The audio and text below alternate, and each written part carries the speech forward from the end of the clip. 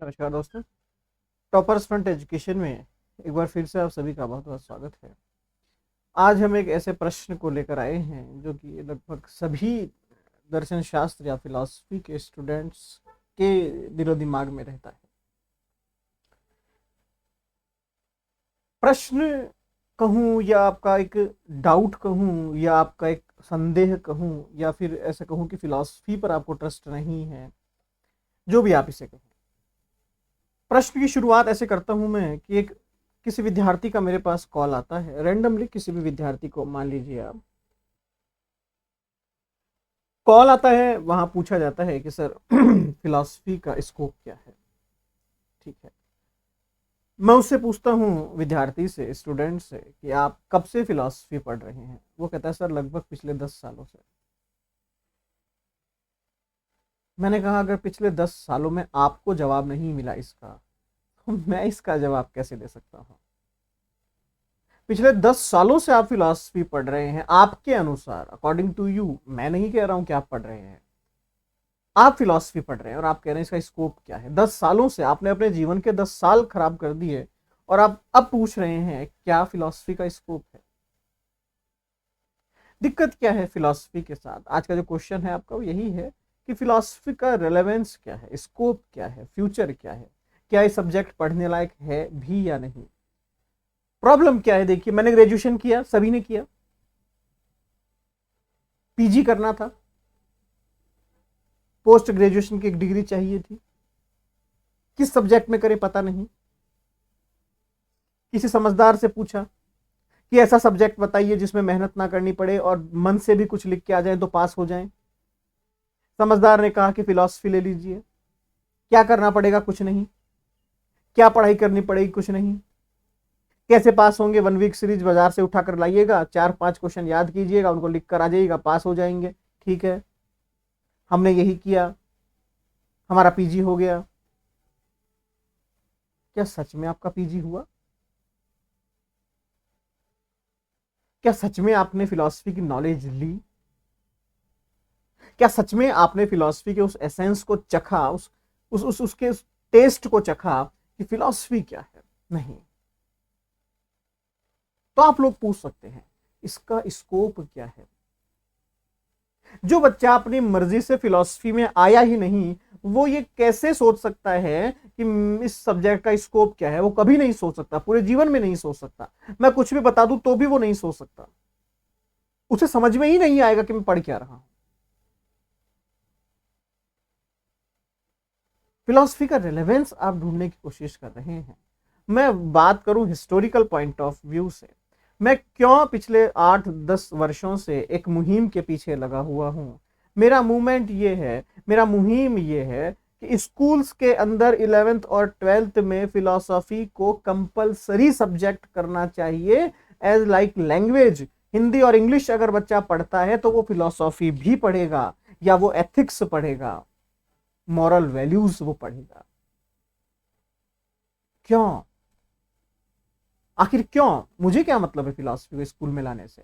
मतलब यह है कि जब तक आप अपनी जनरेशन के ऊपर फिलोसॉफिकल वर्क नहीं करेंगे, तब तक आपकी जनरेशन भटकती रहेगी। उसका कोई एक डेस्टिनेशन नहीं होगा, लक्ष्य नहीं होगा। और अगर 11th और 12th में वो आती है तो वो ग्रेजुएशन में भी आएगी, ग्रेजुएशन में आती है तो वो पीजी में भी आएगी। फिर वो बच्चा नहीं आएगा जो केवल पड़ोसी की बात सुनकर फिलॉसफी का फॉर्म भर के आ गया था, ये सोचकर कि मेरा पीजी तो हो ही जाएगा। नहीं, जेन्युइन बच्चा आएगा, वास्तविक विद्यार्थी, रियल स्टूडेंट फिलॉसफी का आएगा, रियल स्टूडेंट। मेरा सिर्फ एक ही मोटिव है, मैं नहीं कहता कि ये कीजिए, वो कीजिए, फलाना कीजिए, वो कीजिए। अपना सिर्फ एक मोटिव, स्कूल के अंदर फिलॉसफी को आपको मैंडेटरी सब्जेक्ट बनाना है, कंपलसरी सब्जेक्ट बनाना है। बच्चा स्कूल में फिलॉसफी पढ़ेगा ही पढ़ेगा, कोई और ऑप्शन नहीं है। 11वीं 12वीं तो कम से कम, मेरा तो टारगेट है कि 8th क्लास से बच्चे को फिलॉसफी पढ़ाइए, एथिक्स पढ़ाइए, मोरालिटी पढ़ाइए, उसको वो सारी चीज़ें समझाइए जो उसको समझनी चाहिए। स्कूलों के अंदर आप उन्हें हर वो पुस्तकें पढ़ाइए, हर वो किताबें पढ़ाइए, चाहे वो गीता हो, चाहे वो कुरान हो, चाहे वो महाभारत हो, चाहे वो आपकी बाइबल हो, चाहे वो जरथुस्ट्रो, जो बुक आपको दिखती है अच्छी सी, जिस धर्म की बुक दिखती है आपको, सारी बुक्स उन्हें पढ़ाइए, धर्म के पॉइंट ऑफ व्यू से नहीं, फिलॉसफी के पॉइंट ऑफ व्यू से, फिलॉसफिकल पॉइंट ऑफ व्यू से उन्हें वो सारी किताबें पढ़ाइए, उन्हें वो हर चीज सिखाइए।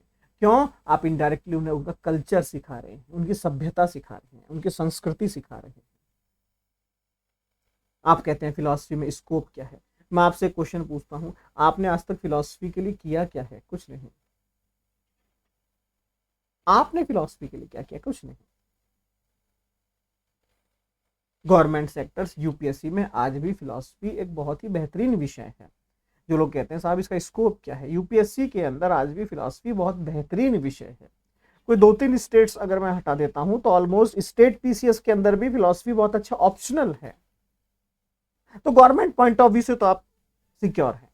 बात करें टीचिंग प्रोफेशन की, टीचिंग प्रोफेशन में भी लगभग हर स्टेट के अंदर फिलॉसफी की वैकेंसी निकलती है, आप वो फिल कर सकते हैं।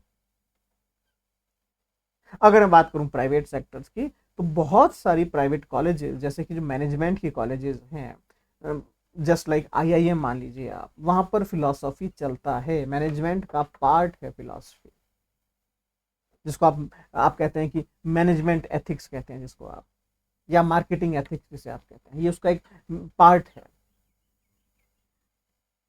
आप समझिए एनटीए नेट ने एक नया सेक्शन जोड़ा आपके सिलेबस के अंदर, यूनिट संख्या 10, अप्लाइड फिलॉसफी, अनुप्रयुक्त दर्शन शास्त्र, जहां उन्होंने ऐसे ऐसे फील्ड बताए कि यहां पर फिलॉसफी का यूज होता है। टेक्नोलॉजी में बताया, एनवायरमेंट के अंदर बताया, मेडिकल में आपको बताया, मीडिया में आपको बताया, कॉरपोरेट के अंदर आपको बताया, बिजनेस में आपको बताया, पर्सनल लाइफ में आपको समझाया कि फिलॉसफी या एथिक्स कहाँ कहाँ काम आती है। उसके बावजूद आप ढूंढ रहे हैं कि फिलॉसफी का स्कोप क्या है, तो भाई साहब माफ कीजिएगा, फिलॉसफी आपके लिए नहीं है, छोड़ दीजिए।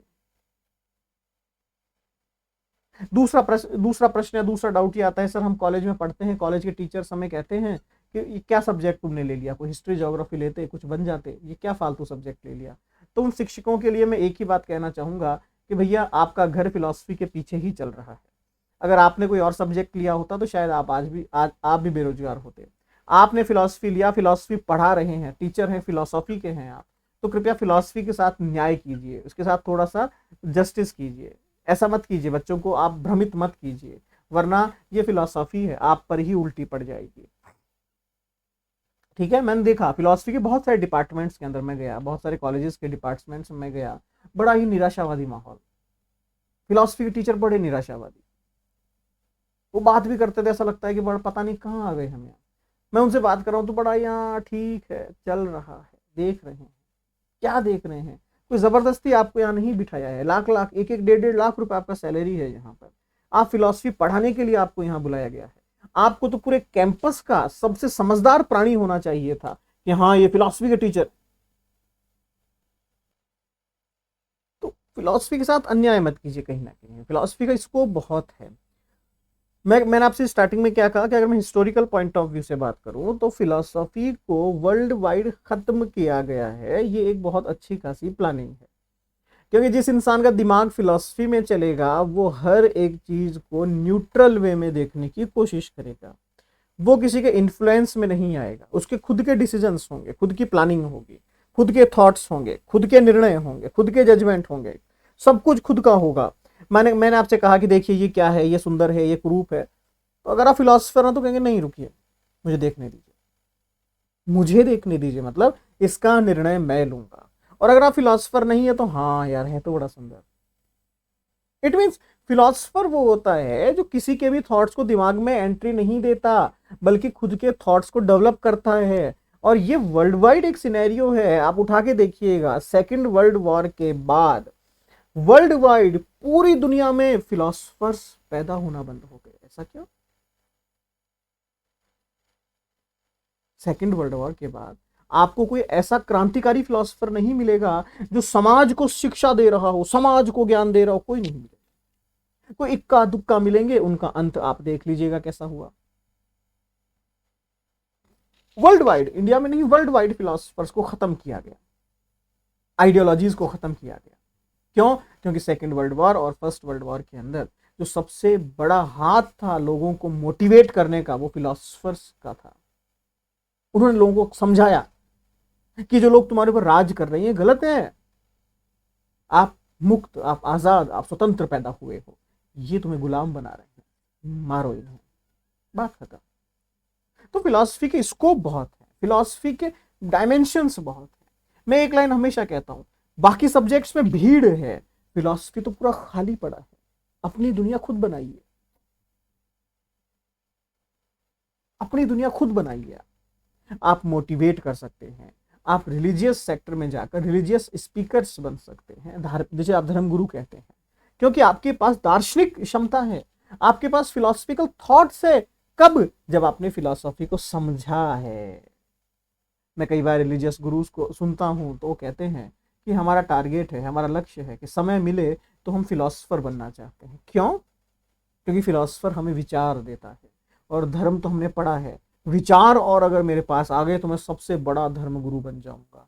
आपके पास तो एक चीज है, फिलॉसफी, लोगों को मोटिवेट आप कर सकते हैं, उनका उत्साह वर्धन आप कर सकते हैं। बड़े बड़े कॉर्पोरेट हाउस आपको हायर करते हैं सिर्फ इसलिए कि उनकी टीम को मोटिवेट किया जाए, उनकी टीम को आगे ले जाया जाए। बहुत सारी कंपनीज आपको इसलिए हायर करती हैं ताकि आप अपने कस्टमर्स और अपने एम्प्लॉयज के साथ मेंटेन कर सकें एक बहुत अच्छी रिलेशनशिप, आपस की उनकी रिलेशनशिप को मजबूत आप कर सकें, उसके लिए आपको हायर करती है। बहुत सारे इंस्टीट्यूट्स आपको इसलिए हायर करते हैं क्योंकि आपके पास फिलॉसफी के साथ साथ योगा की बहुत प्योर नॉलेज है, जो कि काम आ सकती है उन लोगों को। ध्यान रखिएगा, आप दुनिया के उन लिमिटेड लोगों में से हैं जो फिलॉसफी पढ़ रहे हैं, जोर जबरदस्ती से नहीं, ईमानदारी से। जोर जबरदस्ती वाले साइड में कर दीजिए, वो किसी काम के नहीं है, वो किसी भी सब्जेक्ट में काम के नहीं है। जिन्होंने इंटरेस्ट के साथ फिलॉसफी में एंट्री करी है, या जिनको फिलॉसफी ने अंदर घुसा लिया है, वही लोग फिलॉसफी में कुछ कर सकते हैं। स्कोप की फिलॉसफी में कोई कमी नहीं है। मैं तो कह रहा हूं फिलॉसफी में आप अपने नए स्कोप खुद बना सकते हैं। मैंने 2012 में फिलॉसफी का यूट्यूब चैनल शुरू किया था, तब ऑनलाइन एजुकेशन तो बहुत कम थी, फिलॉसफी को तो कोई लोग जानते भी नहीं थे। 2012-13 में तो मेरी हालत ये थी, लोग देखते तक नहीं थे मेरी क्लासेस। मैंने उसको थोड़ा सा बंद कर दिया। धीरे धीरे धीरे वापस जो वीडियोस मैंने डाले हुए थे, लोगों को देखना पसंद आने लगे, लोगों के फोन आने लगे, सर और डालिए, सर और क्लासेस, सर और क्लासेस, सर और क्लासेस, सर और क्लासेस। मैंने फाइनली 2015 स्टार्टिंग में, जनवरी के अंदर 2015 में फिर से सब कुछ स्टार्ट किया, और आज 2022 चल रहा है। 8 सालों से मैं यूट्यूब पे सिर्फ फिलॉसफी पढ़ा रहा हूं। 1000 से ज्यादा फ्री ऑफ कॉस्ट वीडियोस यहां अपलोड है। उसके बाद भी आप कहते हैं फिलॉसफी में कंटेंट नहीं मिलता। 1000 से ज्यादा वीडियोस मैं अपलोड कर चुका हूं सिर्फ फिलॉसफी के। अगर आप नेट का एग्जाम देखते हैं तो ऑलमोस्ट आपके पास 150 टॉपिक्स है। अगर आप यूपीएससी का एग्जाम देखते हैं तो ऑलमोस्ट आपके पास 60-65 टॉपिक्स हैं। अगर आप स्टेट पीसीएस देखते हैं तो 30-35 टॉपिक्स हैं। अगर आप बीए एमए पूरा मिला लेते हैं तो 40 से 50 टॉपिक हैं। मैंने 1000 से ज्यादा वीडियोस अपलोड किए हुए हैं, फिर कंटेंट की कमी कहां है? कहीं नहीं। मुद्दा यह है कि आपका डिसीजन क्लियर नहीं है, आपको ये पता ही नहीं है हमें करना क्या है। जबरदस्ती किसी ने एमए करवा दिया, जबरदस्ती एमए में एडमिशन करवा दिया, फिलॉसफी ले दिया, फिलॉसफी ले लिया, पढ़ लिए, 1 वीक सीरीज, 7 क्वेश्चन आए थे, 4 करने थे, कर दिए, पास हो गए, बात खत्म। I am a philosopher. नहीं, आप फिलोसफर नहीं हैं, आप खुद को धोखा दे रहे हैं। और फिलॉसफी ऐसे लोगों को एंट्री नहीं देती है। ठीक है, तो फिलॉसफी में स्कोप बहुत है। तो जिस विद्यार्थी का प्रश्न था कि सर मैंने फिलॉसफी लेकर कोई गलती तो नहीं कर दी, मैं 10 सालों से फिलॉसफी पढ़ रहा हूं, तो मैं कहूंगा बिल्कुल आपने गलती कर दी है, क्योंकि अब 10 सालों बाद आपको रियलाइज हुआ है कि मैं कहाँ हूं। ये आपको उसी वक्त रियलाइज हो जाना चाहिए था कि आप कहाँ हैं। अगर आप 10 साल सच में फिलॉसफी पढ़ते तो आज ये प्रश्न आप मुझसे नहीं पूछते, और अगर ये प्रश्न आपने मुझसे पूछा है तो आपकी स्थिति बड़ी ही चिंताजनक है।